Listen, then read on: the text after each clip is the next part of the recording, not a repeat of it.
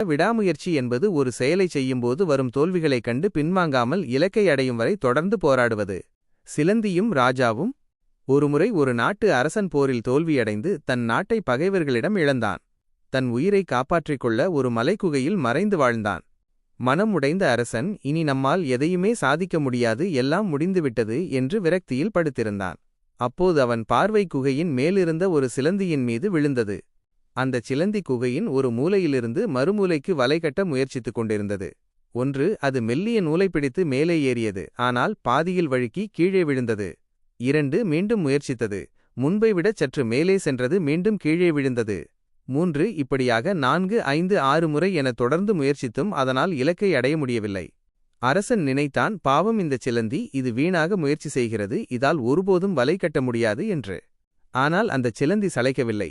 7வது முறையாக முழு பலத்தையும் திரட்டி மிக கவனமாக மேலே ஏறியது.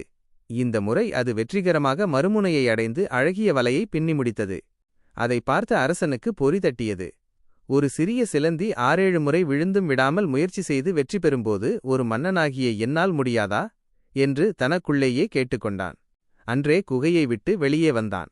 சிதறி கிடந்த தன் வீரர்களை திரட்டினான். பெரும் போராட்டத்திற்குப் பிறகு இழந்த தன் நாட்டை மீண்டும் மீட்டெடுத்தான்.